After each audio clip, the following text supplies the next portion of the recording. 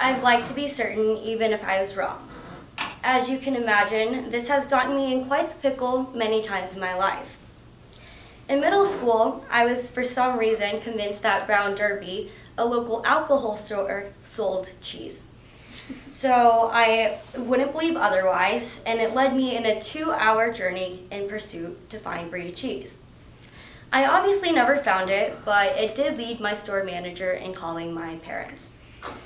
When applying to colleges and writing my personal statement, I was fully convinced that the word futile meant fruitful. So I wrote and submitted my essay to my early decision school, stating, and I quote, "Knowing that my efforts were futile made it all worth it." Now, most recently, this past summer, I tried to become a dog walker, so naturally I signed up with care.com. I got a response, and all of my friends told me that it could be a scam. The red flags being the grammar spelling mistakes, her asking for my personal information and photo, and sending me a check for $3,000. But no, I was convinced that she and Cookie the golden retriever were real. Obviously, this also did not end well, as it is now a current case with the Boston College Police Department. Now, I know these silly examples of certainty are unique to me, but I do believe that the overarching problem applies to all of us. I believe that there's a tendency ingrained both in our society and our culture at BC to crave the absolutes. We always want a black or white, clear-cut answer as quickly as possible to avoid the unknown, even if it means being wrong or undercutting the possibilities. Now, this behavior is deeply rooted in the biology of how our brains function.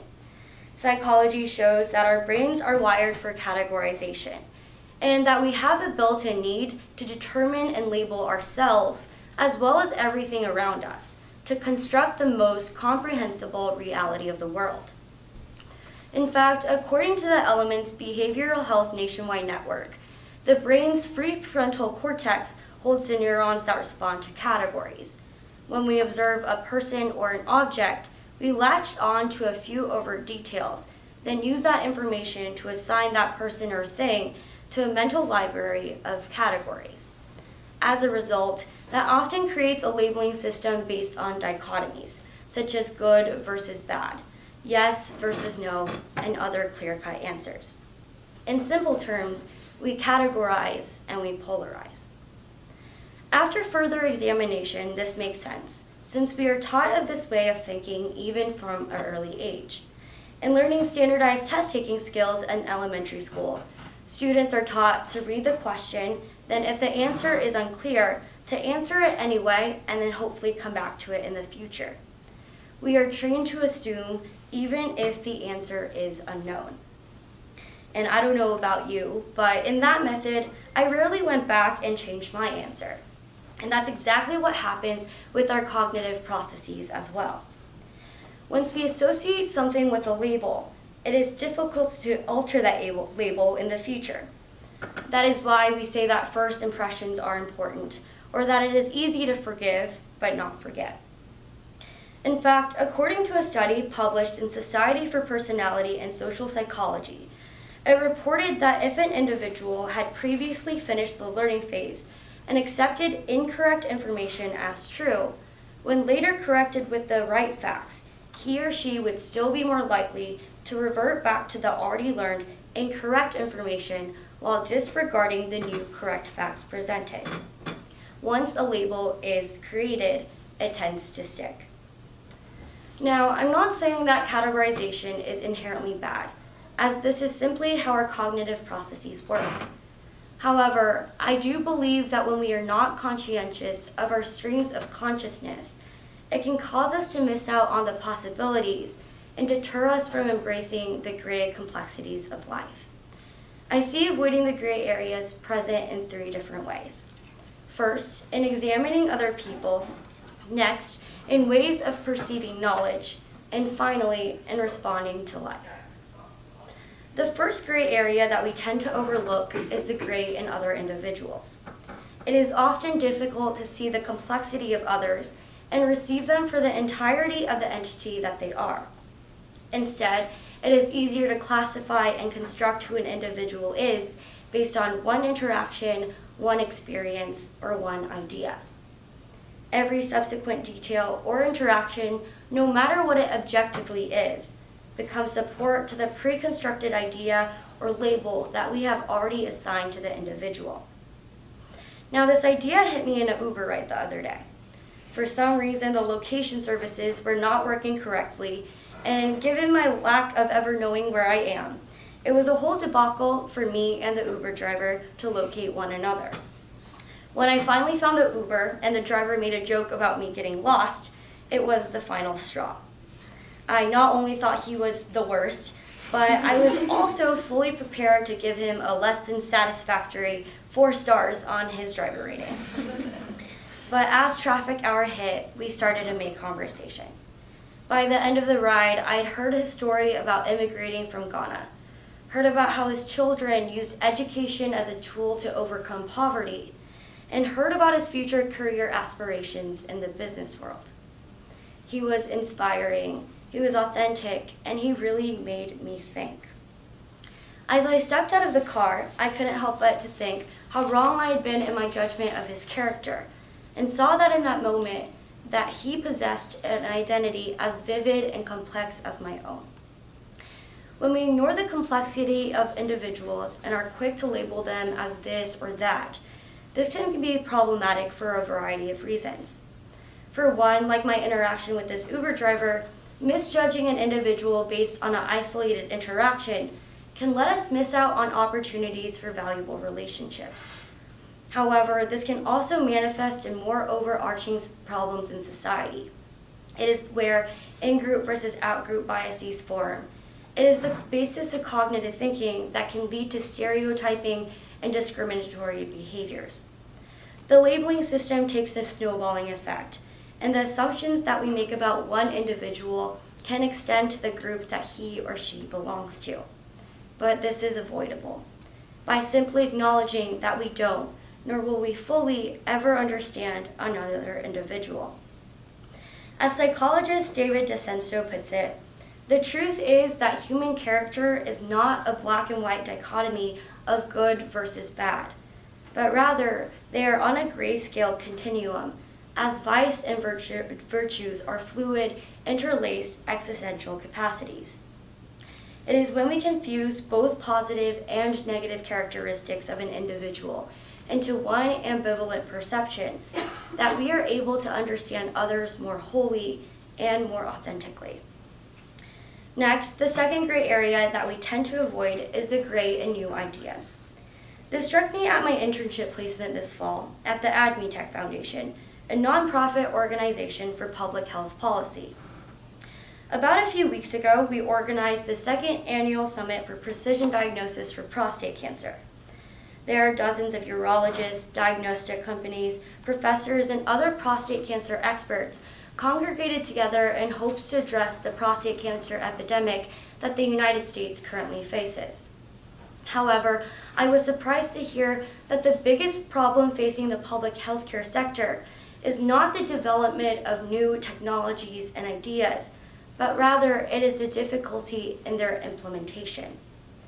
Because healthcare facilities and practitioners are so accustomed to traditional methods and techniques, there is an initial refusal to step into the gray area of new technology, even though it has been proven to be more precise. As a result, the transition to implementing new technology is delayed, and the progress in the healthcare field is not up to its fastest potential speed. This is not restricted to public health. It is applicable in every field. Policymakers in our government often hold on to strategies that have been proven to be ineffective for decades. For voters, there is a tendency to choose a side, but also adopts all of the party's values, rather than allowing for both agreements and discrepancies. When we examine the way history is taught, we see the same pattern. Historical subjects and events are treated as clear-cut objective realities, yet were subjective in the way that they were perceived and documented. When we limit ourselves to only these established categories of knowledge, we are missing the point. Although tradition should be valued in our society, We miss opportunities when we are not adaptable and open to change and expression. The third and final gray area that we discount is the unknown in our lives. When I first stepped on the grounds of Boston College as a freshman in fall of 2015, I came with a path that I was fully convinced that I would follow.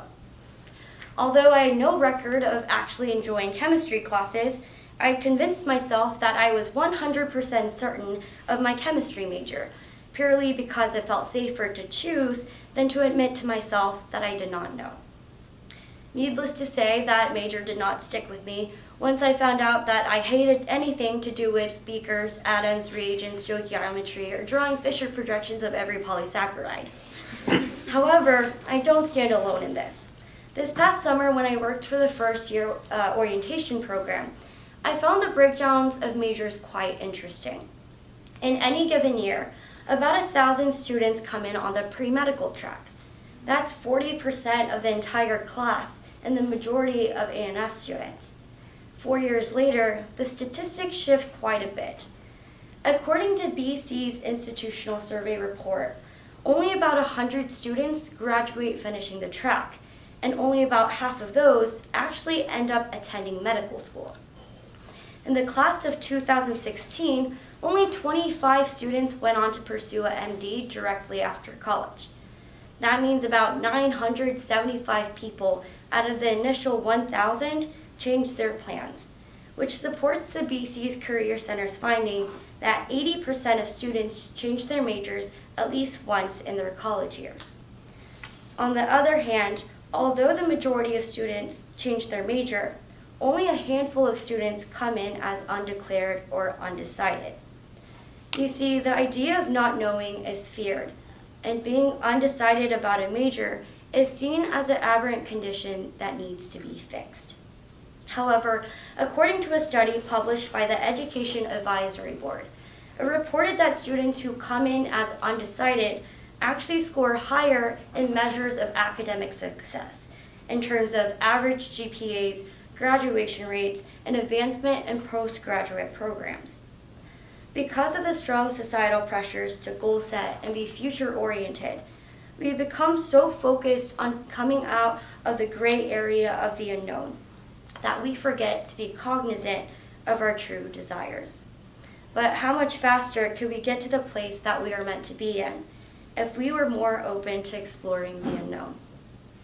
We are only skimming the surface of life's opportunities when we don't embrace the benefits of what not knowing at times can bring us. Now, the desire to derive clear-cut answers is not inherently bad, nor is it something that is possible to halt altogether. It's good to have goals, and it's good to think about your future. However, I do believe that it is important to recognize that we have the power to understand beyond a category or standard, so that we can influence what those categories and standards mean. John Keats called this concept negative capability, or the ability to contemplate the world without the desire to try and reconcile contradictory aspects or fit it into closed, rational systems. Perhaps when we do this, and we embrace the unknowns or all the gray areas, we can better understand the people around us, effectively address societal issues, and grow in our personal formations. So tonight, after this presentation, I challenge you to think of the gray areas in your lives. Have a conversation with the person that you've overlooked. Question the true intent behind your desires. Or be like me and be content with not knowing how to give a speech on the unknown. Because maybe it's finally time to admit to ourselves that we don't know, but that it is totally okay.